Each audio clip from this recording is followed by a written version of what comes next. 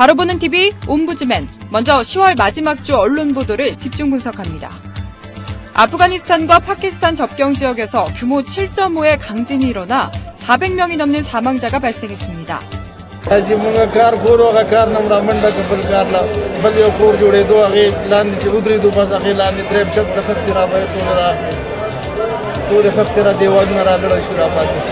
이번 지진은 인도와 우즈베키스탄 등 진앙에서 500km 이상 떨어진 곳에서도 느껴질 정도로 강력했는데요. 지진으로 교통과 통신이 두절된 지역이 많아서 구호 작업에 어려움을 겪고 있습니다. 박근혜 대통령이 취임 이후 세 번째로 시정연설을 가졌습니다. 경제라는 단어를 56차례나 언급하면서 경제회생과 청년 일자리 창출을 강조했습니다. 또 역사교과서 국정화에 대해서는 흔들림 없이 추진하겠다며 단호한 의지를 밝혔습니다. 일부에서 역사교과서 국정화로 역사 왜곡이나 미화가 있지 않을까 우려하고 있지만 그런 교과서가 나오는 것은 저부터 절대로 좌시하지 않을 것입니다. 박근혜 대통령과 일본 아베 신조 총리가 정상회담을 개최하기로 했습니다. 한일 정상회담이 열리는 건 박근혜 대통령 취임 이후 처음인데요.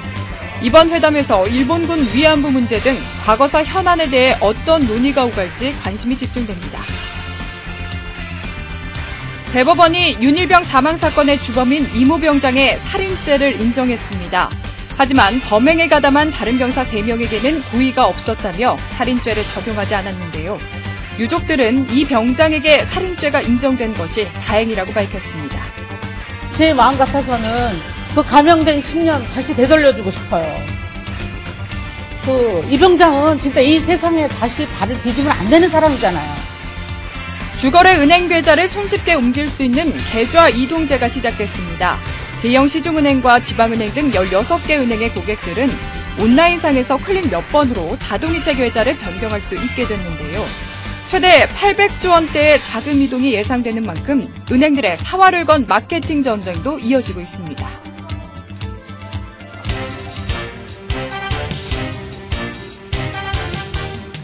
안녕하세요. 바로 보는 TV 옴부즈맨 조미령입니다. 1년 8개월 만에 재개된 남북 이산가족 상봉 행사가 순조롭게 마무리됐습니다. 민간교류 활성화와 당국회담 개최 등 남북관계 개선에 대한 기대감이 커지고 있는데요. 언론은 이 과정을 어떻게 보도했는지 시청자 평가원의 모니터 결과를 들어보는 연합뉴스 TV를 말한다를 통해서 알아보겠습니다. 오늘은 북한은 오늘과 주말 저녁 8시 뉴스를 살펴본 주희조 시청자 평가원의 의견을 함께하겠습니다.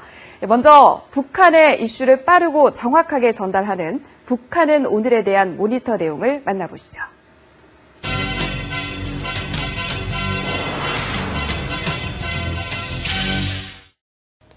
먼저 국내 최초 북한 전문 데일리 방송인 북한은 오늘에 대한 모니터 내용을 말씀드리겠습니다. 지난주엔 2014년 2월에 이어 1년 8개월 만에 남북의 이산가족들이 금강산에서 만나는 20차 이산가족 상봉 행사가 진행됐습니다. 65년 만에 가족들을 만나는 이산가족들을 통해 평화의 중요성과 남북 분단의 현실에 대해 느낄 수 있는 소중한 시간이 되었는데요. 연합뉴스 TV에서도 19일부터 나흘간 북한은 오늘을 통해 상봉 행사에 대한 가슴 아픈 이야기와 심층적인 보도로 상봉 행사에 대한 국민들의 다양한 궁금증을 해결해 주었다고 생각합니다. 특히 19일 방송에서는 연합뉴스 북한부 차재영 기자와 북한대학원대학교 양무진 교수가 출연하여 역대 상봉 행사 중 처음으로 시도된 소방차 및 소방시설 지원을 북한이 거부한 이유, 사정 방북 교육의 내용, 상봉 정례화 해법 등 다양한 주제에 대해 그래픽 등을 이용해 일목요연하게 설명해 전달력이 뛰어났습니다. 또한 21일 방송에서는 전옥현 전 국정원 제1차장이 출연하여 이산가족의 고령화와 이로 인한 시급성을 진단해보고 해법을 모색하는 주제로 진행되었습니다. 통계를 바탕으로 이산가족의 현 상황에 대해 알 수 있었고 정치적 상황으로 인해 이루어지지 못하는 이산가족 정례화와 상봉 인원 확대 등에 대해서도 배경 이야기를 들을 수 있었습니다. 22일 방송에서는 1차 상봉이 종료된 후 상봉의 뒷이야기를 홍현익 세종연구소 수석연구위원과 김명희 산업은행 북한경제팀장이 출연해 이산가족 상봉의 가슴 따뜻한 이야기와 뒷이야기를 들을 수 있어 정규 뉴스로 전할 수 없었던 내용을 들려주었습니다. 다만 이산가족 상봉날 국정원 북한정보 공개라는 꼭지를 비롯하여 엘리트 탈북 러시, 장마당 활성화 등 이산가족 상봉의 해법 찾기라는 주제와는 다소 거리가 있어 보입니다. 오히려 미국, 브라질, 일본 등 제3국에 거주하는 탈북자들의 이산가족 문제 공론화나 해결을 위해 통일 독일의 상봉 사례를 비롯한 다양한 해법을 논의해 보았다면 더 좋았을 것이라 생각합니다. 또한 22일 방송에서는 미녀 접대원을 놓고 가십성 이야기보다는 북한의 상봉 행사를 지원하는 북측의 관계자에 대한 폭넓은 취재를 진행했으면 상봉 행사에 나오는 다양한 뒷얘기를 담았으면 좋았다고 생각합니다. 그리고 북한은 오늘에서는 이산가족 상봉이라는 주제 이외에도 21일 방송된 북한 인사이드에서 북한 방송 70년 어제와 오늘이라는 주제로 우리에게는 생소한 북한의 방송에 대해 그동안 알려지지 않았던 새로운 소식들을 전달해 흥미로웠습니다. 또한 사진으로 북의 소식을 전하는 평양 파파라치 코너에서는 청봉악당과 북한의 미래 과학자 거리에 대해 소개해 눈길을 끌었습니다. 북한은 오늘을 살펴본 주희조 시청자 평가원의 의견을 함께 하셨는데요. 주말 저녁 8시 뉴스는 또 어떤 평가를 받았는지 함께 만나보시죠.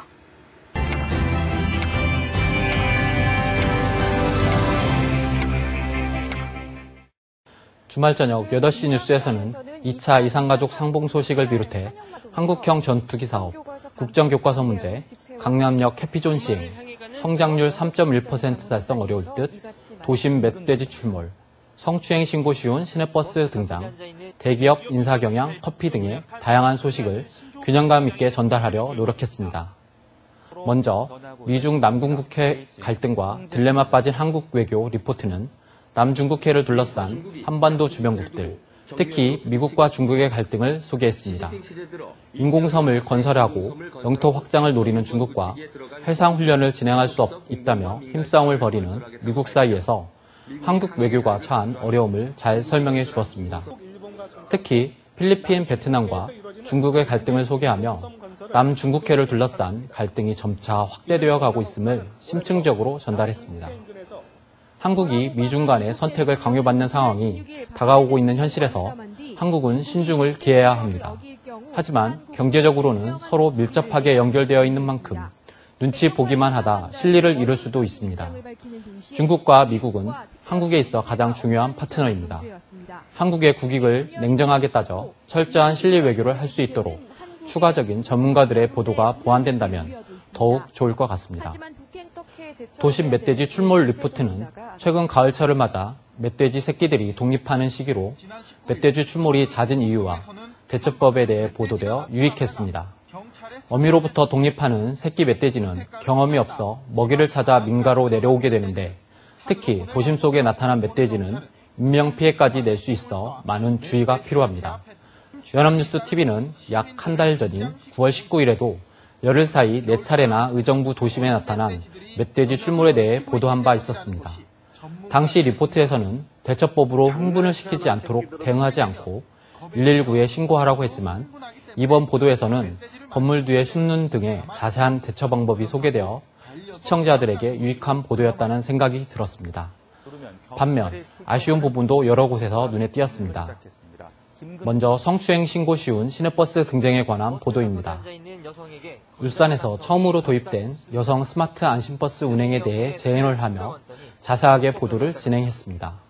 설명을 위해 재연을 하는 장면이었지만 화면상 재연이라는 표시도 없이 버스에서 남성이 여성의 어깨 부위를 성추행하는 모습을 굳이 보여줘야 하는지 의문스러웠습니다. 그리고 신고 앱을 눌렀을 때 신고자의 정보가 경찰 112 상황실 화면에 표시되는 장면에서도 개인 휴대폰 번호와 주소 등 개인정보가 그대로 노출되어 아쉬웠습니다. 또한 최경환 부총리의 성장률 3.1% 달성 어려울 듯이란 제목의 리포트는 러시아 우스리스크의 현대중공업 연해주 농장을 방문한 최경환 부총리가 기자를 만난 자리에서 이야기한 내용을 전했습니다.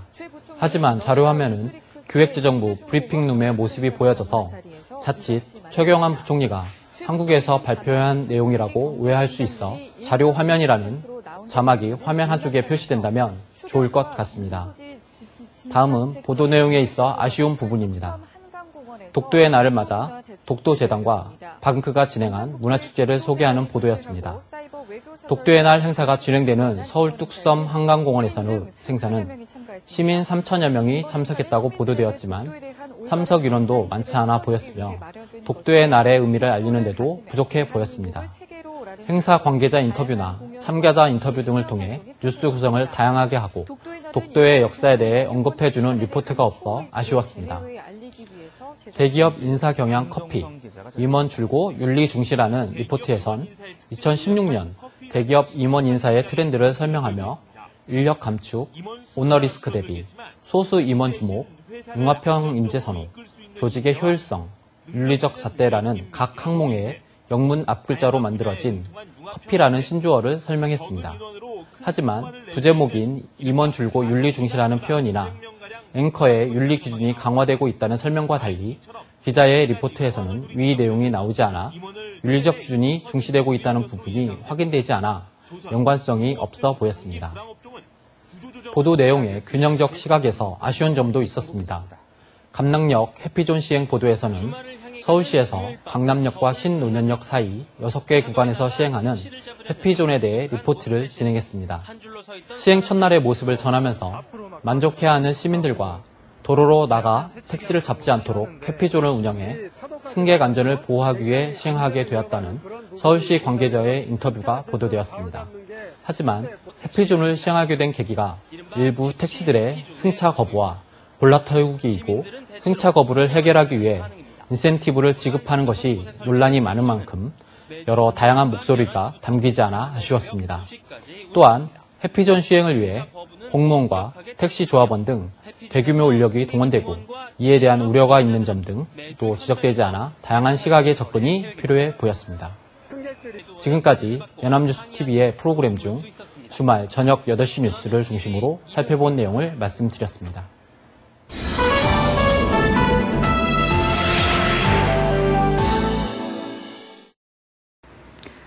연합뉴스TV에서 방송하는 제작 프로그램에 대한 시청 소감을 들어보는 캠퍼스 TV 리포트 시간입니다.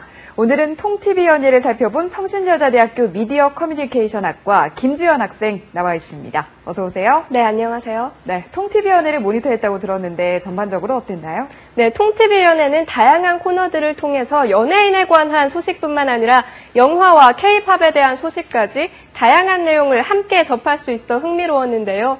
다양한 소식들을 단순히 나열하는 것이 아니라 하나의 주제 안에서 여러 콘텐츠를 연결해 소개하는 방식이 인상적이었습니다. 네, 그러면 지난 24일에 방송된 통TV 연예에 대한 모니터 내용 자세히 전해주시죠. 네, 매주 토요일 오전 9시 20분에 방영되는 통TV 연예는 연예계 핫 이슈들을 살펴보는 화제의 연예 뉴스와 다양한 영화 콘텐츠를 설명해주는 무비앤스타, 그리고 K-팝 소식을 전해주는 뮤직 웨이브 등으로 구성되어 있는데요. 자세한 모니터 내용 지금부터 전해드리겠습니다.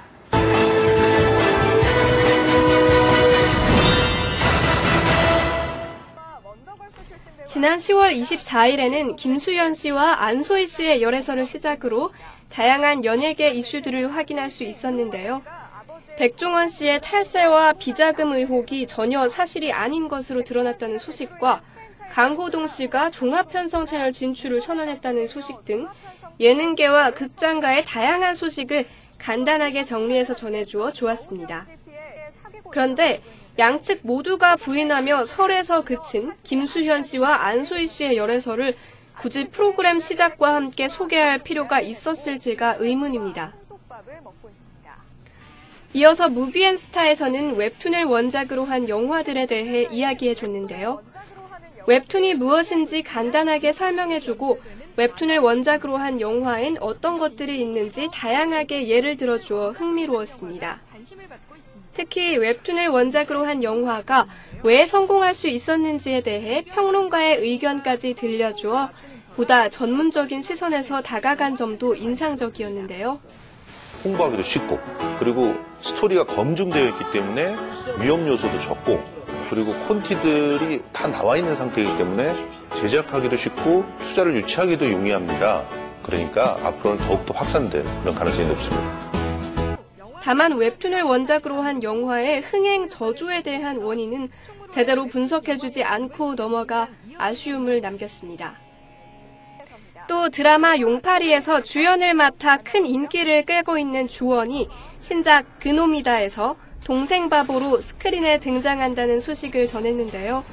배우의 인기작을 언급해주고 새로 맡게 된 캐릭터를 한마디로 설명해주어 해당 배우의 신작에 대한 기대감을 높였습니다. 영화 그놈이다가 실화를 바탕으로 했다는 점에서 연결지어 실화를 바탕으로 한 다른 신작도 함께 소개했는데요. 영화 하늘을 걷는 남자를 실제 사건과 함께 소개해주어 흥미를 끌었습니다. 다음으로 뮤직 웨이브에서는 지난해 10월 갑작스레 우리 곁을 떠난 마왕 신해철 씨의 일주기 소식을 전했습니다. 신해철 씨의 죽음에 대한 이야기보다는 그가 세상에 남긴 음악과 메시지에 대해 집중적으로 이야기해주어 신해철 씨가 1990년대에 대학 생활을 했던 30대, 40대에게는 청춘 그 자체였음을 재고시켜주어 감동적이었습니다.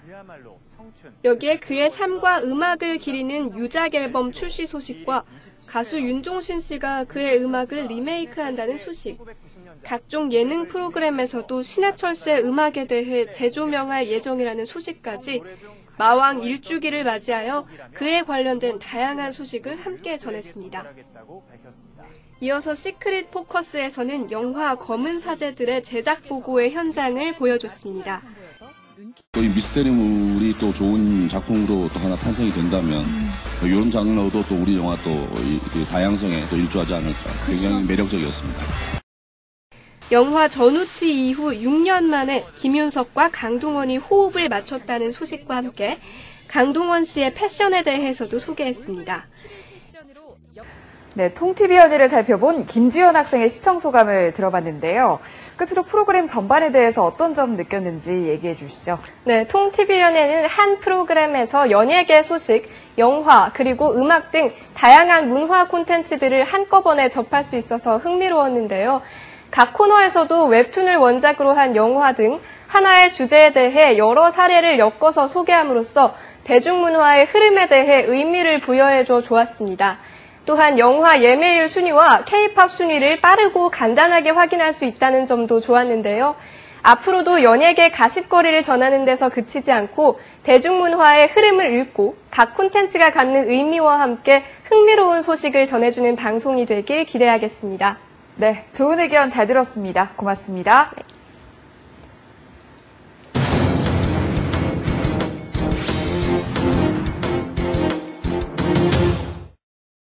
남북 8.25 합의의 첫 단추인 이산가족 상봉 행사가 아쉬움 속에 끝났습니다. 이산가족들의 눈물겨운 사연과 만남 뒤의 안타까운 이별은 지켜보는 온 국민의 눈시울을 붉혔는데요. 상봉 행사에 대한 관심이 높았던 만큼 언론에서도 절절한 사연과 남북관계 전망 등 많은 기사를 생산했습니다. 하지만 이 과정에서 일부 흥미 위주의 자극적인 보도가 비판을 받기도 했는데요. 오늘 TV와 비평 시간에는 우리 언론이 남북 이산가족 상봉을 어떻게 보도했는지 자세히 짚어보겠습니다.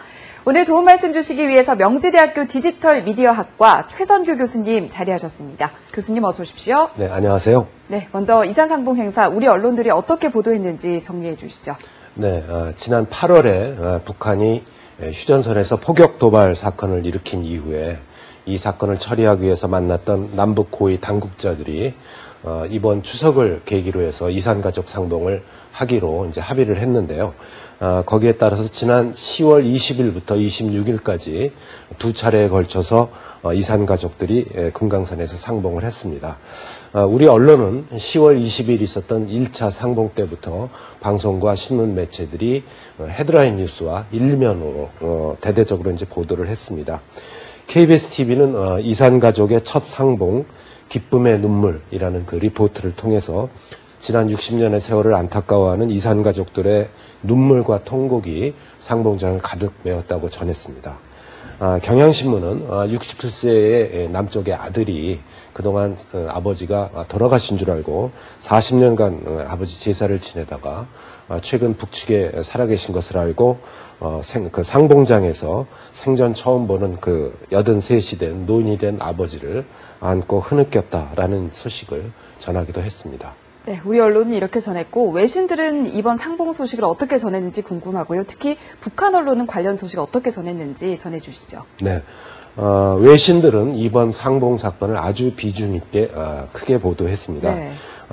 AFP나 UPI, 로이터 등의 이제 외국 통신사와 중국의 신화사 통신, 그리고 또 영국의 BBC TV, 미국의 CBS나 ABS TV 등의 이제 방송국, 그리고 미국의 뭐 워싱턴 포스트 같은 신문, 영국의 텔레그래프 같은 신문들도 우리나라의 이산가족 상봉을 자세히 보도했는데요.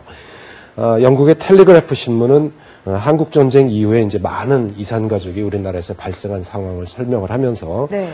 이번에 상봉인 지난 5년간에 걸쳐서 2번밖에 일어나지 않은 아주 흔치 않은 기회였고, 남한에는 아직도 6만 5천 명가량의 이 상봉을 원하는 사람들이 있는데, 상봉을 실제 할 수 있는 사람은 굉장히 소수로 제한되어 있기 때문에 소수의 사람만이 참석할 수 있다, 이렇게 보도를 했습니다. 그리고 남측과 북측의 이런 경제력 차이 때문에 남측의 가족들이 북측 가족에게 이제 만나면 상당한 현금을 건네기도 하지만 네. 상당한 분량의 현금은 북쪽 정부에서 떼어가기도 한다, 이런 보도도 있었고요. AP통신은 2차 상봉에서 98세의 이제 남쪽 아버지가 70세의 북쪽 아들을 이제 상봉한 이후에 다시 헤어질 때 기침을 하는 아들에게 이제 코트와 머플러를 벗어주니까 아들이 아버님은 130세까지 사세요. 저는 100살까지 살아보겠다고 이렇게 하니까 아버지께서 그렇게 말해줘서 고맙지만 그렇게 될지 모르겠구나. 하지만 오래 살도록 해보마. 이런 대화를 했다는 것을 보도하며 상봉장의 이산 가족들의 감정이 북받쳐 올랐다고 보도했습니다. 또한 근본 상봉 이후에 향후에 추가 상봉이 언제 이루어질지가 상당히 불확실한데, 이 상봉이라는 것이 북한 정부에 있어서는 남한 정부를 다루는 아주 주요한 협상 카드로 쓰이고 있고, 네. 상봉의 횟수와 숫자가 많아질수록 이 북한으로서는 이제 남측에 보다 많은 접촉과 개방을 의미하기 때문에 북한 정부로서는 원하지 않는 것이다, 이런 보도도 있었습니다. 북한 언론은 이산가족 상봉에 대해서 아주 또 반면 짤막하게 단신으로 보도하는데 네, 그쳤습니다. 북한의 노동신문은 같은 날짜 신문에서 1면부터 3면까지 3페이지에 걸쳐서 김정은이 평양의 미래과학자거리라는 새로 생긴 거리를 돌아보았다, 이런 소식을 보도하는데 할애를 했고요. 이산가족 상봉은 신문 5면에서 약 3단짜리 단신으로 보도하는데 그쳤습니다. 또 그 보도 기사에서도 체제 선전에 초점을 맞췄습니다. 북한의 조선중앙통신과 또 이 온라인 웹사이트인 우리민족끼리라는 그 웹사이트도 이 노동신문과 같은 체제 선전에 초점을 맞춰 네. 보도를 했습니다. 네, 다시 우리 언론 얘기로 돌아와서요. 이번에 뭐 만남 그리고 재회 이런 부분에 초점이 맞춰지기도 했지만 한편에서는 뭐 북한의 미녀 접대원과 관련된 흥미 위주의 보도가 좀 쏟아지기도 하더라고요. 이런 부분에 대해서 교수님은 어떤 생각 갖고 계세요? 네, 지난 10월 20일에서 이제 22일에 진행된 1차 이산가족 상봉에 대해서 그 이후 2차 이산가족 상봉도 그렇지만 대체로 이산가족의 상봉에 초점을 맞춰서 많은 보도를 했습니다. 근데 일부 언론이 이 북측에서 행사의 지원을 위해서 나온 접대원의 미모를 놓고서 지나친 흥미 위주의 이제 보도를 하기도 했는데요. 이러한 그 북한 그 접대원의 미녀 보도는 시작된 것은 이제 연합뉴스에서 21일에 이산상봉의 미소가 아름다운 북측 미녀라는 제목으로 이제 안내원의 사진을 보도하고 북측 미녀 접대원의 이제 상봉단의 눈길이 갔다는 이제 단신 기사를 보도를 했는데요. 네. 우리 언론이 이것을 받아갖고 SBS TV에서는 뭐 빼어난 미모의 북한 접대원, 이 현대적이고 이제 서구적인 추세다. 그러면서 일부에서는 이들의 외모를 두고서 뭐 쌍꺼풀 수술을 했다든지 아니면 얼굴 성형을 한 것 같다는 이제 성형외과 전문의들의 이제 의견도 전하기도 했고요. 종편에서도 이제 이걸 받아서 보도가 이루어졌는데 10월 20일 이제 채널 A의 이현경의 직원 직설에서는 이현경 앵커와 패널들이 북한의 3대 얼짱 미녀로 뭐 조명애, 이설주, 양윤미를 놓고 누가 더 예쁜지 이제 인물 품평에 비슷한 그런 패널 토론을 하기도 했습니다.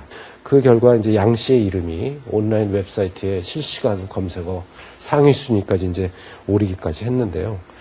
이런 북한 미녀에 대한 흥미가 65년 만에 이산가족 상봉이라는 이 본질을 가리지 않았는가 하는 우려를 낳기도 했습니다. 이산가족의 상봉과 이별에 대한 보도만으로도 시간이 부족할 텐데 과연 이런 보도를 할 필요가 있었는가 하는 점에서 아쉬움이 참 많이 남는 보도였다고 할 수 있습니다. 네, 본질에 걸맞는 기사가 많이 생산되기를 다음에 있을 때는 기대를 해보도록 하겠고요. 그러기 위해서 앞으로 우리 언론들이 어떤 부분들을 주의해야 되는지 조언해 주시죠. 네, 1950년에 이제 한국 전쟁이 벌어지고 그 와중에 많은 이산가족이 생긴 이후에 남한과 북한은 서로 간의 교류나 방문이 거의 없었습니다. 처음으로 이제 이산가족이 만나게 된 것은 1985년에 서울과 평양 간에 이제 고향 방문단과 예술 공연 행사가 있으면서 100명 단위의 이제 이산가족이 방문을 했는데 상당히 특별한 경우였고요. 그것만으로 끝났고 정기적인 남북 이산가족 상봉은 이제 15년이 지난 2000년에 들어서야 시작이 되었습니다. 그러니까 김대중 정부 시절에 시작해서 노무현 정부까지 그런 이산가족 상봉에 의해서 많은 이산가족이 이제 재회의 기쁨을 나눴는데요. 그러다가 이제 2008년에 금강산에서 박광자 씨 피살 사건이 나면서 남북 관계가 급속하게 경색되고 상봉이 끊어졌다가 2009년, 2010년 이렇게 어렵게 두 번 재개가 됐습니다만 다시 남북 관계가 악화되면서 2010년 이후로는 작년과 올해에 걸쳐서 딱 두 번 상봉이 이루어진 셈입니다. 이렇듯 이제 남북 간의 이산가족 상봉이 힘들다 보니까 그나마 왕래가 자유로운 중국에서 이산가족들이 상봉하는 경우도 있었다고 합니다. 네. 안타까운 것은 지금 이산가족 분들의 연령이 대부분 80대를 넘어서 90대 말까지 접어드는 분들도 있어서 앞날을 보장할 수 없는 이 고령이라서 생전에 다시 가족을 만날 수 있을지 불분명한데 이번에 이산가족 상봉도 차후의 상봉이 언제 될지 모르고 불확실한 상태에서 이제 끝났다는 게 문제지요. 네. 이런 이산가족 문제는 이제 이런 부정기적인 상봉에서 벗어나서 정기적인 상봉으로 가야 할 텐데 결국은 이 문제를 푸는 데 있어서는 남북 당국회담과 그 남북 당국회담에서의 그 남북 문제 해결 그런 부분에 초점을 맞춰서 향후에 보도가 이루어져야 될 것으로 생각합니다. 네, 상봉 정례화와 관련해서 우리 언론의 역할도 참 중요할 것 같습니다. 오늘 좋은 말씀 여기까지 듣겠습니다. 고맙습니다. 네, 감사합니다.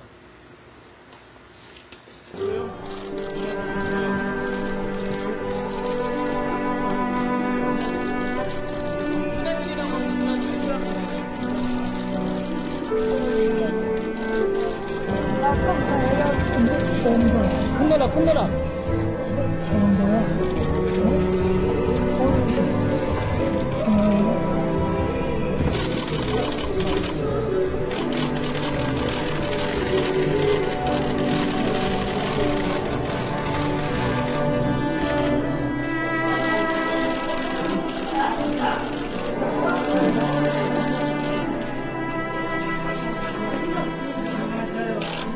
가면서 뒤에 나오네.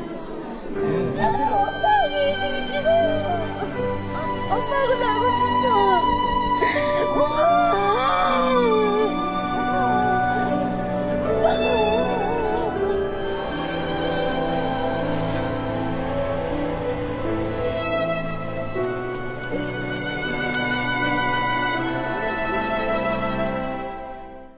(65년) 만에 혈육을 만난 이산가족들이 상봉 후유증을 겪고 있다고 합니다. 또 6만 명이 넘는 이산가족들이 상봉 차례가 돌아오기만을 기다리고 계신데요. 생존자 확인 작업과 이산가족 상봉 정례화와 관련된 남북 간의 논의가 하루빨리 진전되기를 기대하겠습니다. 저희 제작진은 언제나 시청자 여러분의 다양하고 소중한 의견을 기다리고 있습니다. 방송을 보고 느낀 소감을 전화나 홈페이지 시청자 게시판 그리고 SNS를 통해서 보내주시기 바랍니다. 바로 보는 TV 옴부즈맨 오늘 방송은 여기까지입니다. 시청해주신 여러분 고맙습니다.